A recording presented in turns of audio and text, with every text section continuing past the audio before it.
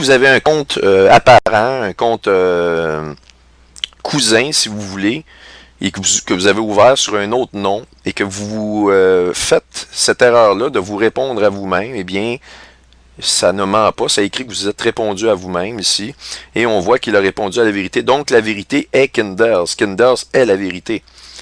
Tu dis que tu es dans la vérité, eh bien, t'as jamais, ça là-dessus, tu mens pas, tu es vraiment la vérité, Kinders. Et voici la surprise dans l'œuf Kinder Surprise, eh bien, c'est qu'il est l'identité de cette femme-là. Et donc, ne soyez pas surpris si vous êtes attaqué par la vérité. Vous allez voir souvent apparaître Kinders, pas nécessairement, mais selon ce que ça peut lui servir pour vous manipuler, il va le faire. Et ça vient correspondre au fait de amplifier leur importance. Eh bien, vous pouvez utiliser, comme je vous ai dit, plusieurs comptes, de telle sorte que ça vous donne, vous pouvez avoir Monsieur A et Monsieur B, et Monsieur A dit un peu ce que Monsieur B dit, sans dire complètement la même chose. D'ailleurs, on voit, il a amadoué le monsieur en lui disant, ah frère, j'ai perdu mon conjoint il y a 10 ans. Il manipule d'un côté, et de l'autre côté, eh bien, ça fait parler la personne. La personne va répondre à un message de sympathie. Et la réponse qui va sortir souvent donne des éléments d'attaque supplémentaires. Bref, je voulais vous montrer cette chose-là ici. Et il voulait absolument avoir la réponse. C'est qui sur la femme? Eh bien, c'est la réponse que je lui donne. C'est lui, la femme. Maintenant, on voit ici encore un autre exemple. VVKKON YouTube a répondu à son commentaire. Eh bien, on le voit parce qu'il a cliqué. Ici, voyez-vous, à Eli. Mais au lieu de cliquer sur répondre à Eli ici, comme je pourrais le faire, il a cliqué sous lui-même ici, et donc ça apparaît qu'il s'est répondu à son propre commentaire, a répondu à son commentaire. S'il avait cliqué sous Eli ici, eh bien, Eli aurait eu un petit plus avec le nom de Eli c'est moi qui serait apparu, et ça aurait été écrit, il répond au commentaire de Eli c'est moi. Mais il a cliqué ici plutôt en bas. Bref, souvent les gens ne font pas la différence, ils ne vont pas aller cliquer là. Si vous voulez être sûr que la personne reçoit votre message, vous devez cliquer sous le message qui a été fait, le dernier message. Si vous voulez répondre de façon générale, vous cliquez ici. Bref, c'est de la manière que ça fonctionne. Alors, ici, je vais vous montrer un exemple d'une personne qui a été attaquée, qui s'appelle vraisemblablement Manon, qui est chrétienne. Et vous allez voir la réponse qu'elle lui donne. Eh bien, c'est une jeune femme qui a peut-être, je sais pas moi, 19, 20, 21, 22 ans. Je ne donnerai pas plus que 22 ans, en tout cas très jeune. Et vous allez voir la sagesse et la sagesse de cette chrétienne-là, de cette jeune chrétienne-là, de répondre. Elle te répond avec beaucoup d'amour pour les attaques à répétition que tu lui as fait. D'ailleurs, Kinders. Eh bien, je vous invite à l'écouter, c'est pas tellement long, et vous allez voir le verset qu'elle lui donne. Et peut-être que des gens qui vont... Vous allez sur le groupe de discussion de Kinders et vous allez voir, vous allez pouvoir peut-être envoyer à ces gens-là de faire attention que Kinders, finalement, manipule. Surtout ce monsieur-là ici, lui, la vérité vient le visiter, qu'il sache que c'est la même personne, ce serait peut-être une bonne idée. Moi, c'est pas moi qui va le faire, mais si vous jugez que ça pourrait être une bonne chose, eh bien, c'est selon votre cœur, vous allez selon ce que vous ressentez finalement. Alors, on va écouter la vidéo de Manon. Mais je ne le ferai pas écouter au complet, ça dure 7 minutes, mais je dirais les 3 premières minutes. Écoutons. Salut Kinders, donc je fais cette vidéo parce que j'ai envie de t'expliquer pourquoi je t'ai bloqué. Pour que tu évites de peut-être m'insulter ou poster des commentaires en répondant à mes commentaires sur d'autres vidéos. Donc en fait je t'ai bloqué parce que j'en avais vraiment marre de tes commentaires. Je suis pour la liberté d'expression, mais il y a une limite à pas dépasser quand même quand on commence à mépriser l'autre. Quand on commence à devenir arrogant, qu'on traite l'autre de démon, etc., là je suis pas d'accord.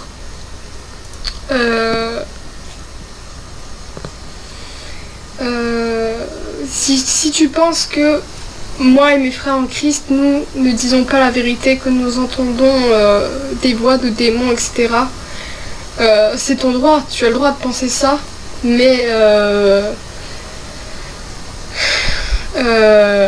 si ce qu'on dit ne te plaît pas,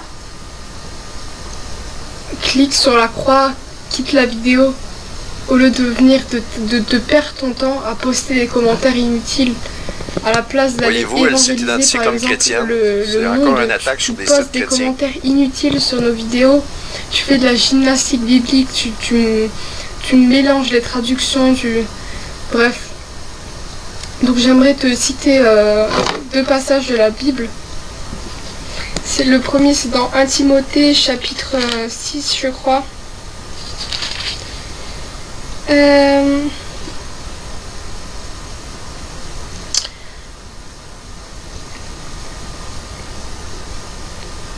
Voilà, 1 Timothée chapitre 6, verset 3 à 5. Si quelqu'un enseigne une autre doctrine et ne s'attache pas aux saintes paroles de notre Seigneur Jésus-Christ et à l'enseignement qui est conforme à la piété, il est aveuglé par l'orgueil, il ne sait rien, il a la maladie des controverses et des querelles de mots. Ces deux-là connaissent les jalousies, les disputes, les calomnies, les mauvais soupçons, les discussions violentes entre des hommes à l'intelligence corrompue, privés de la vérité, qui croient que la piété est une source de profit. Éloigne-toi de telles personnes. Donc tu vois, il faut s'éloigner des personnes qui créent des disputes autour des mots, comme tu le fais.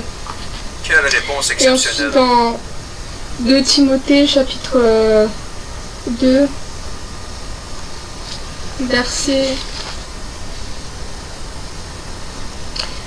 16, non.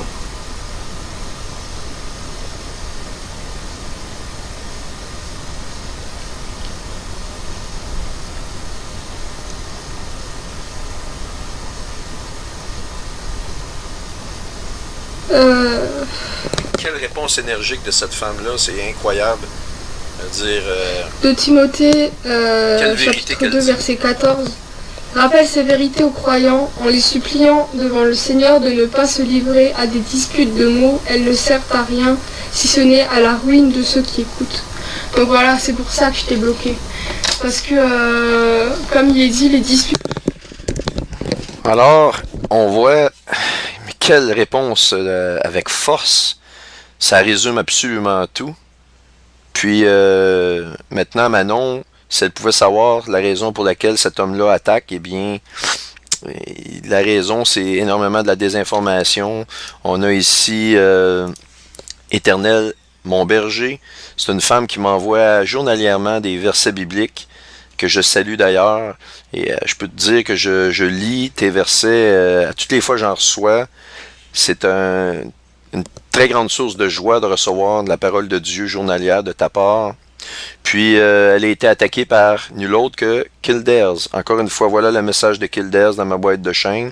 Et Kildares l'accuse d'avoir dans ses contacts un homme qui semble avoir une esthétique de culturiste, un bel homme finalement. Puis il lui dit que tu parles de la parole de Dieu, mais que il la traite un peu d'hypocrite parce elle parle d'une main de la parole de Dieu et de l'autre côté, elle a des hommes qui ont finalement une image physique belle.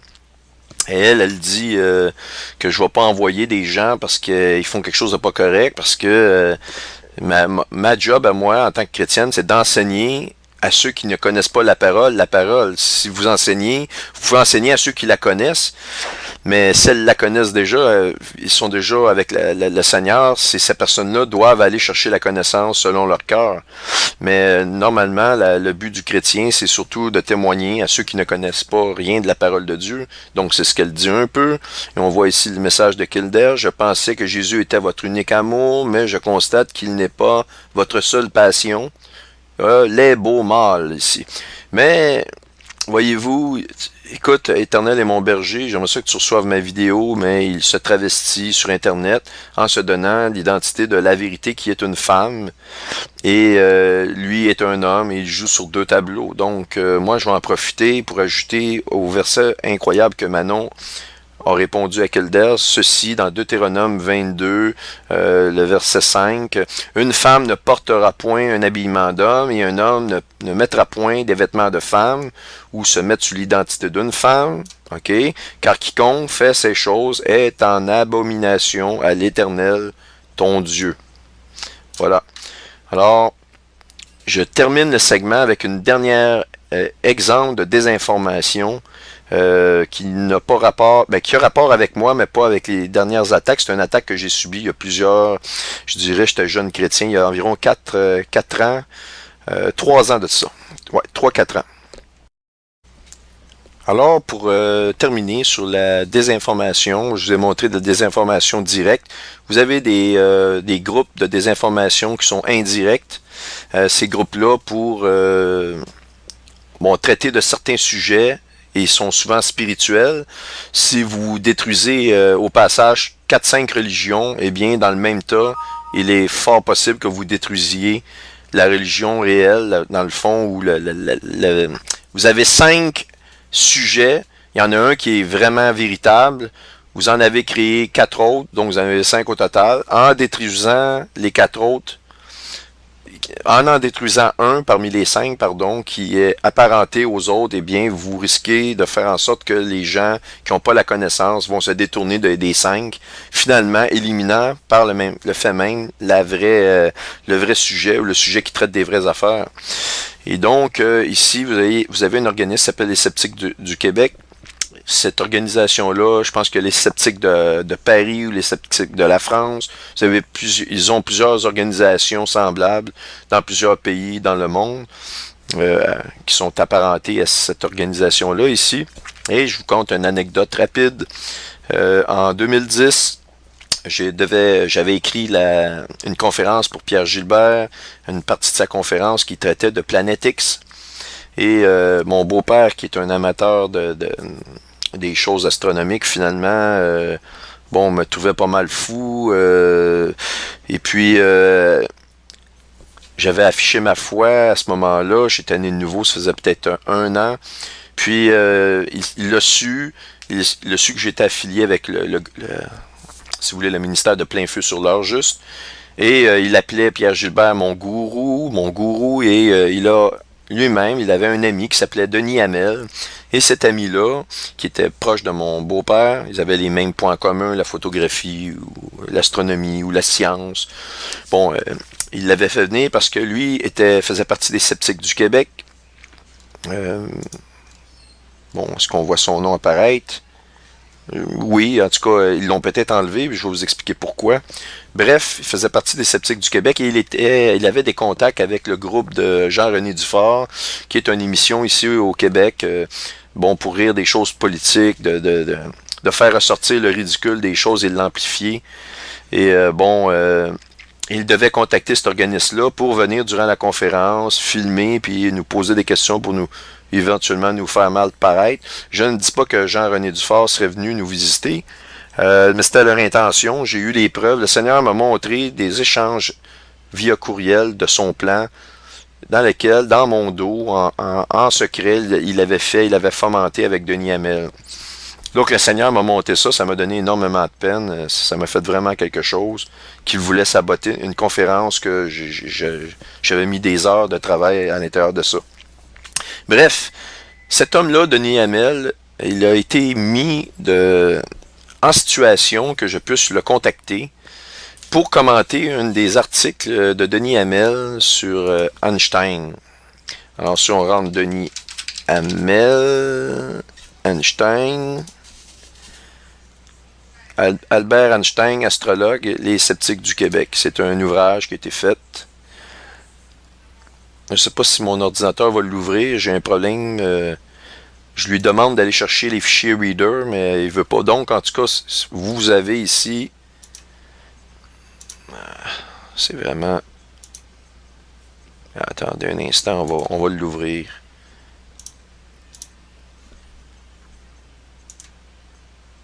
Puis coller. Donc, Denis Hamel, on voit sa photo. Albert Einstein est-il astrologue? Vous voulez rire, la fin d'un canular? Bon, il donne, là, voyez-vous, des explications scientifiques. Il se disait lui-même un grand scientifique. Eh bien, moi, j'avais juste envoyé un commentaire que c'était un ouvrage intéressant et que je lui disais à la fin, je lui ai dit, soyez bénis. Évidemment, Denis Hamel, ici, en lui mettant la signature soyez bénis, il était spécialisé, comme Kelders, comme les autres, à poser des questions très, très, très ciblées sur le sujet des religions, sur le sujet biblique, pour emmerder les chrétiens. Et évidemment, le but, c'est... Lui-même ne le savait peut-être pas, mais il était vraiment bien entraîné. Il avait déjà une série de questions toutes prêtes d'avance pour prendre une section de la Bible et poser la question aux chrétiens pour que le chrétien reste finalement bouche bée, ne puisse pas répondre, pour lui-même lui faire mettre un doute dans sa foi. Bien, il m'a challengé suite à ça, il m'a envoyé comme quoi que la Bible c'était ridicule. Il disait pas que la Bible était ridicule, il dit explique donc si ceci ou cela. Alors, bon, pour faire sortir la parole de Dieu comme étant quelque chose de complètement ridicule. Eh bien, sur 6 réponses que je lui ai données, c'est lui qui était complètement désarçonné. Et il a fini par me dire à la fin, coudonc, de quelle faction religieuse es-tu? Et je lui ai dit que si j'étais absolument fatigué d'échanger, qu'il m'avait vraiment, il m'avait déplu et que je n'avais plus aucun goût d'échanger avec cet homme-là. Puis j'ai coupé la relation, mais je peux vous dire une affaire, il n'y avait aucun argument, il n'est pas revenu avec des contre-arguments parce qu'il était complètement planté. Je lui ai montré que sa science, finalement, il pouvait aller se rhabiller avec. Puis c'est sûr que si vous attaquez à quelqu'un qui a une certaine connaissance, bien m'emmener, vous pouvez le prendre à contre-coup. Puis c'est pour ça qu'il est important d'avoir certaines connaissances, mais la chose la plus importante, c'est quand vous en connaissez un petit bout sur la parole, et vous savez que c'est surnaturel, que le Seigneur il est le Seigneur, ne vous laissez pas désarçonner pour des choses que vous n'avez pas nécessairement la réponse, parce que la réponse se trouve, vous pouvez demander à des frères, des sœurs qui connaissent la réponse. Chacun de nous, tous ensemble, on est spécialisé sur une partie des Écritures. On ne peut pas tout connaître des Écritures. Moi, je ne connais pas tout des Écritures. Il y a des spécialités que j'ai, ça fait partie de mon ministère, mais on ne peut pas tout connaître. Écoutez, la tête m'exploserait. Il y a tellement de choses, c'est tellement profond la parole de Dieu que on peut pas connaître tout. Mais bref, dans le sphère de travail, Dieu m'avait demandé de le challenger, m'avait mis sur sa route cet homme-là, pas par hasard. La façon dont j'ai trouvé les emails puis le complot qui était sur la conférence de plein feu sur l'heure juste en 2010, eh bien, c'est clair que le Seigneur voulait qu'il y ait une confrontation et ça rentrait dans ma sphère de force. Puis je peux vous dire que je l'ai désarçonné. Bref, le but là-dedans, je vais vous montrer l'organisation. Je vous ai dit tout à l'heure que lorsqu'on essaie de faire de la désinformation, il y a toujours des failles ridicules. Parce que si vous parlez dans le mensonge, eh bien, il y a toujours des failles. Dans le mensonge, il y a une faille. Dans la vérité, il n'y a pas de faille. Donc, il y a des réponses aux choses de la vérité. Ce que je veux vous dire ici, c'est que Denis Hamel, finalement, est décédé. On voit ici la date. Le 23 avril 2011. Denis Hamel, in memoriam, et on va retourner ici.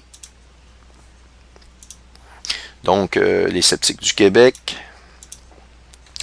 Je vais vous montrer les choses que les sceptiques du Québec font, des caricatures, on en voit, et ils se moquent de l'ésotérisme, de plusieurs sujets, des monstres, de tout ce qui est surnaturel ou paranormal, si vous voulez.